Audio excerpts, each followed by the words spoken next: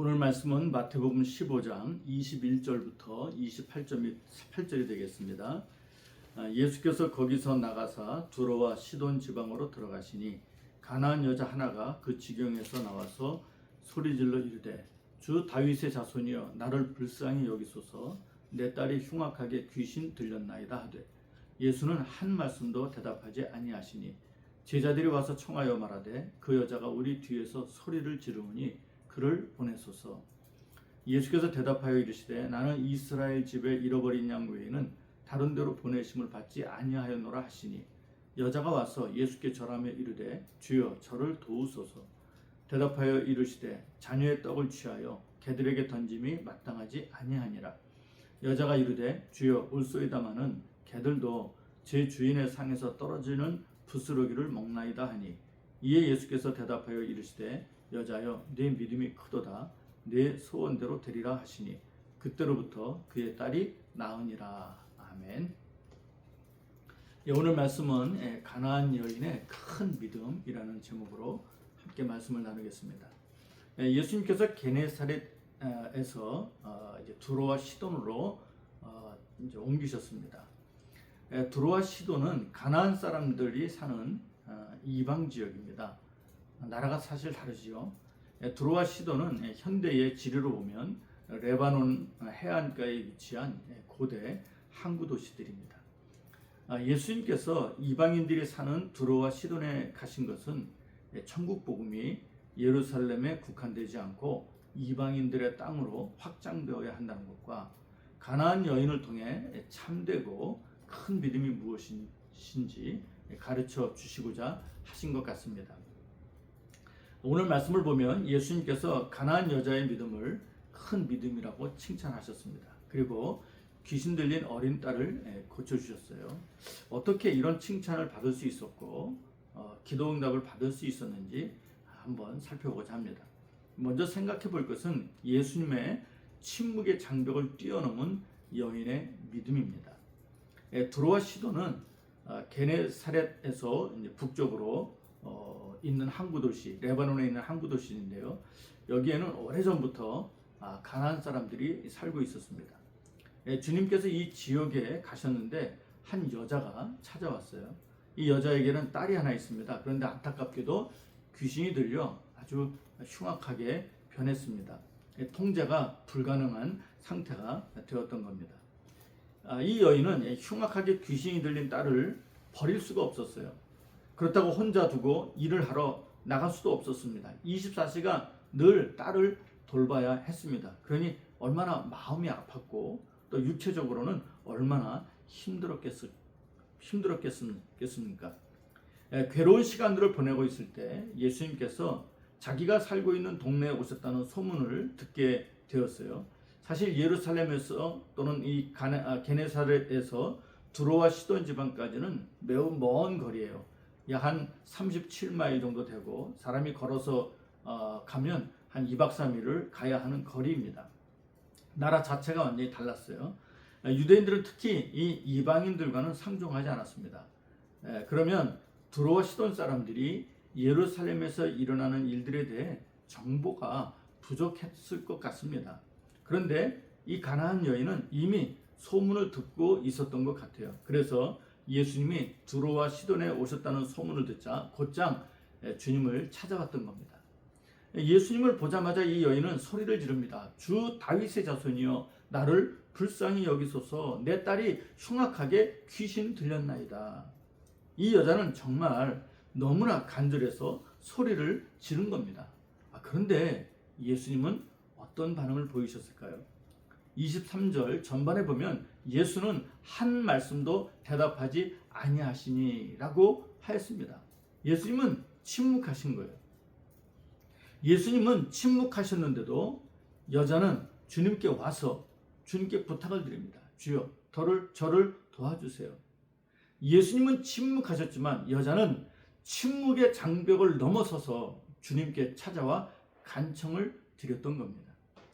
예수님께서 이 여자의 믿음을 큰 믿음이라고 칭찬하신 데에는 바로 여기에 있다고 봅니다.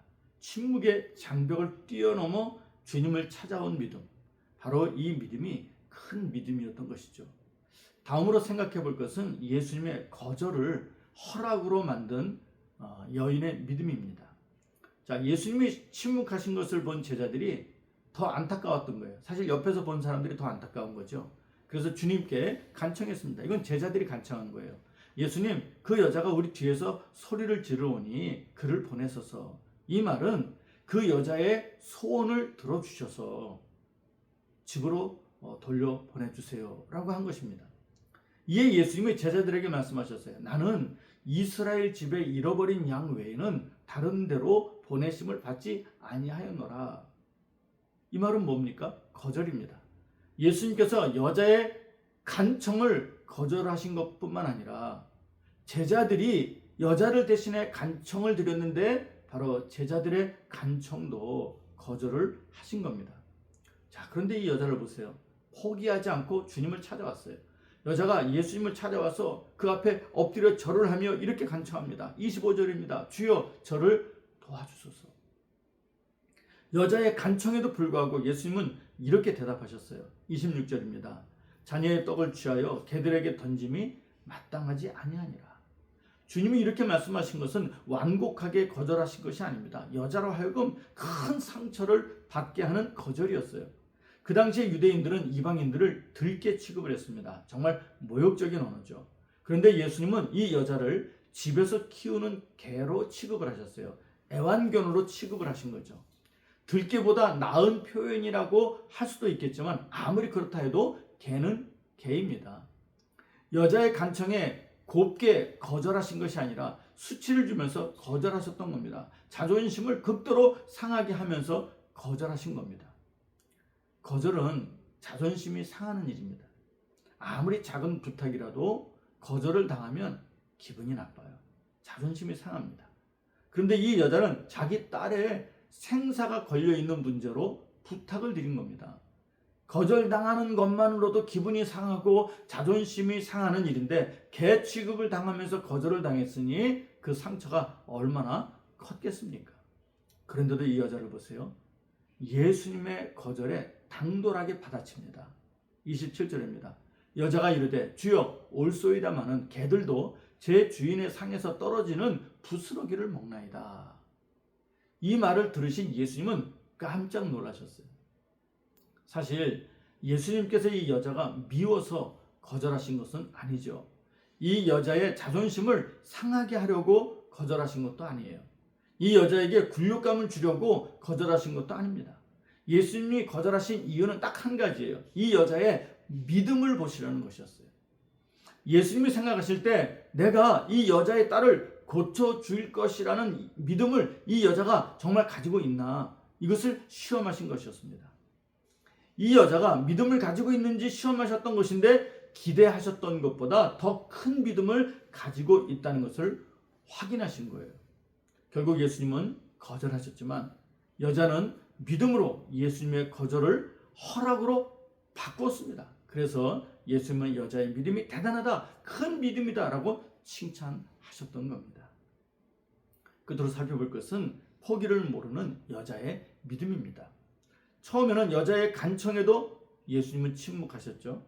제자들까지 나서서 간청을 드렸건만 주님은 거절하셨어요. 분위기가 묘하게 돌아갔을 겁니다. 굉장히 긴장된 분위기였을 거예요.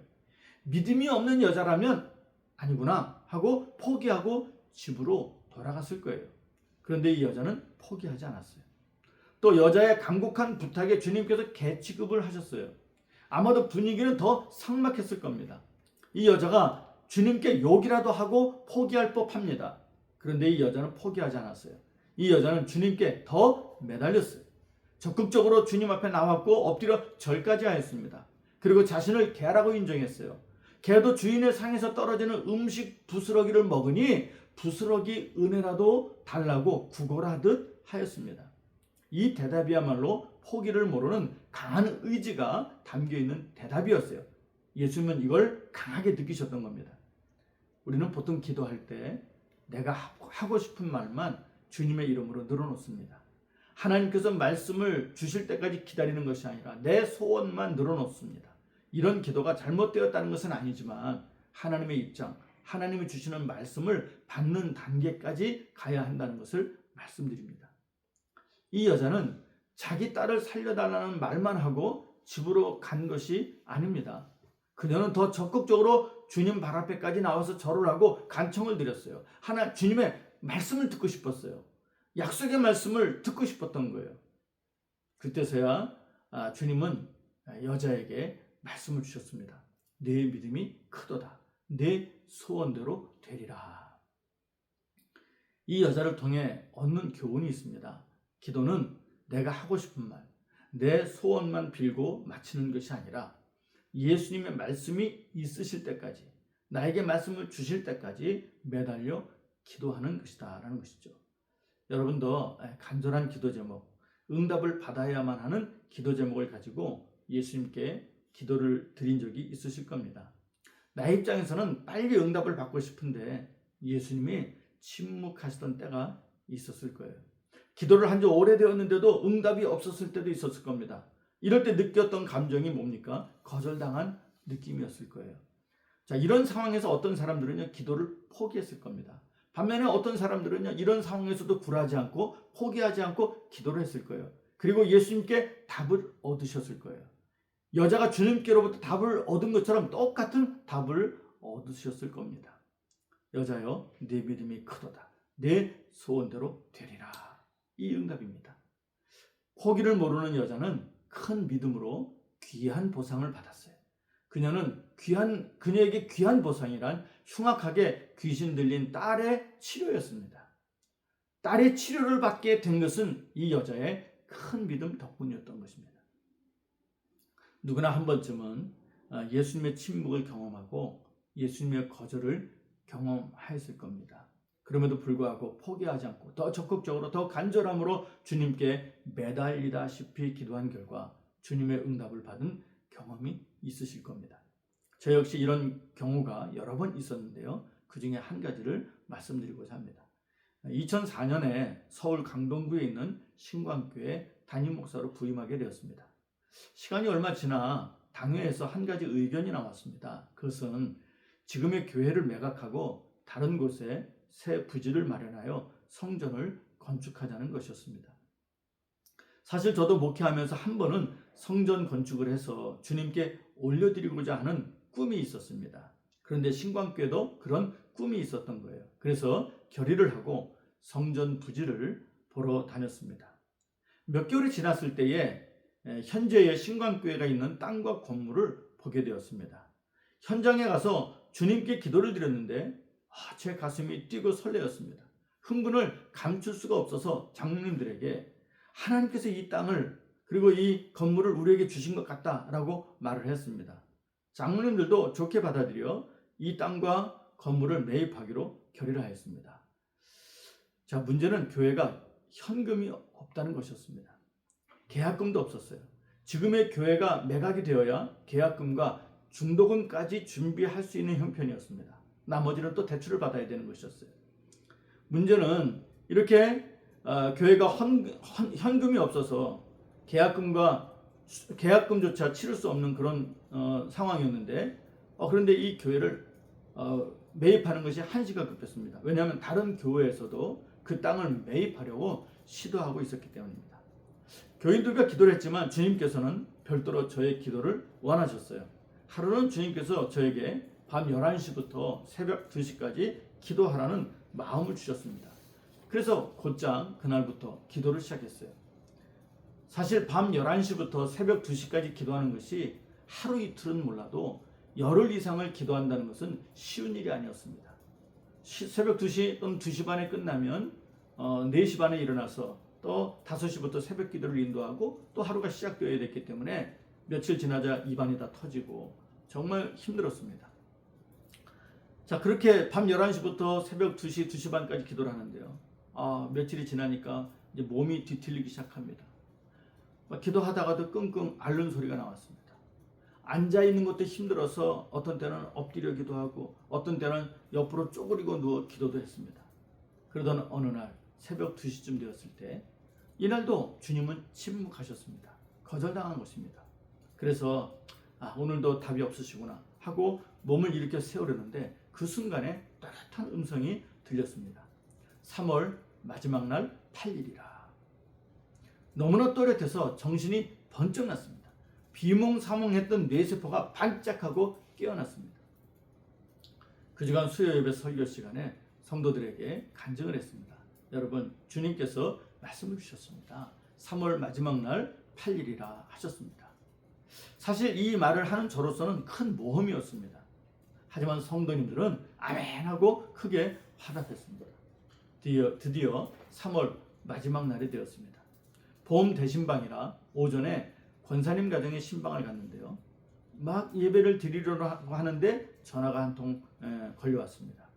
사실 저는 마음을 굉장히 졸이고 있었습니다. 왜냐하면 오늘이 3월 마지막 날이 되었는데 그동안 한 통의 전화도 받지 못했기 때문입니다. 부동산에서도 연락이 오지 않았습니다. 자, 전화를 기다리고 있었어요. 교회를 매입하겠다는 전화 한 통을 기다리고 있었어요. 그런데 없었으니 이렇게 오늘이 지나면 저는 뭐가 되겠습니까? 거짓말하는 목사가 되는 겁니다. 그렇게 마음을 졸이고 있을 때 전화 한 통이 걸려왔으니 받을 수밖에 없었어요. 그것도 모르는 전화번호가 뜨니까 더 그랬습니다. 전화 목소리가 멀리서 들려오는 듯 했습니다. 상대방이 말을 합니다. 목사님, 저는 어느 교회 목사입니다. 혹시 교회가 매가 되었나요? 아닙니다. 아직 매가 되지 않았습니다. 그래요? 그럼 우리 교회가 매입하겠습니다. 제가 선교지에 와 있는데 귀국하는 대로 진행하겠습니다. 4월 5일쯤 되겠습니다. 예, 알겠습니다. 조심히 다녀오세요. 그때 뵙겠습니다. 이렇게 해서 단 1분 만에 구두 매매가 이루어졌고 4월 5일에 정식 매매 각서를 작성했습니다. 매매가 이루어지자 성전 건축에 크게 수고하신 장로님 중 한 분이 고백을 했습니다. 목사님, 사실 전에 수요일 예배 시간에 말씀하시기를 3월 마지막 날에 8일이라 하신 것을 듣고 달력에 매일 체크를 하고 있었습니다. 그런데 정말 하나님께서 팔리게 해주셨네요. 하나님께 영광을 올립니다. 매일 밤 11시부터 새벽 2시까지 기도하라고 하셔서 하루 이틀에 끝날 줄 알았어요. 그러나 그렇지 않았습니다. 예수님은 열흘이 넘게 침묵하셨어요. 열흘이 넘게 거절하셨습니다. 그래도 포기하지 않고 주님의 응답을 기다리며 기도했습니다. 그 결과 주님께서는 주님의 시간에 맞춰 응답을 주셨어요. 말씀을 주셨어요. 저의 작은 믿음을 보시고 큰 보상을 해주신 겁니다. 그래서 현재의 신광교회 대지를 매입하고 그 자리에 성전을 건축하게 되었던 겁니다. 여러분, 기도하고 계십니까? 간절한 기도 제목을 가지고 기도하고 계십니까? 예수님이 침묵하시더라도 그 침묵의 장벽을 뛰어넘으시기 바랍니다. 예수님이 거절하시더라도 그 자존심 상해하지 마시기를 바랍니다. 예수님이 침묵하시고 거절하셔도 포기하지 마시기 바랍니다. 믿음을 가지고 기도하시면 주님께서 여러분의 믿음을 큰 믿음으로 인정해 주시고 큰 보상도 해주심을 믿으시기 바랍니다. 기도하겠습니다. 사랑과 은혜가 풍성하신 아버지 하나님, 가나안 여인처럼 우리가 인생을 살면서 각각 정말 간절한 기도 제목, 정말 심각한 기도 제목이 생길 때가 있습니다. 그럴 때 이 여인처럼 주님 앞에 달려나와 엎드려 절하며 간청하게 하옵소서. 간절히 기도할 때 때로는 예수님이 침묵하시지만 침묵의 장벽을 뛰어넘는 믿음을 갖도록 도와주시고, 때로는 예수님께서 거절하시지만 그 거절을 허락으로 바꾸는 믿음을 허락하여 주시옵소서. 그리고 아버지 하나님, 참으로 포기하지 않는 믿음, 이 가나안 여인에게 있었던 그 믿음을 우리에게도 주셔서 저희가 간절히 기도할 때 우리 하나님 참 우리의 그러한 믿음을 보시고 또 인정해 주셔서 큰 보상으로 함께 해 주시기를 간절히 소원하며 예수님의 이름으로 기도드립니다. 아멘.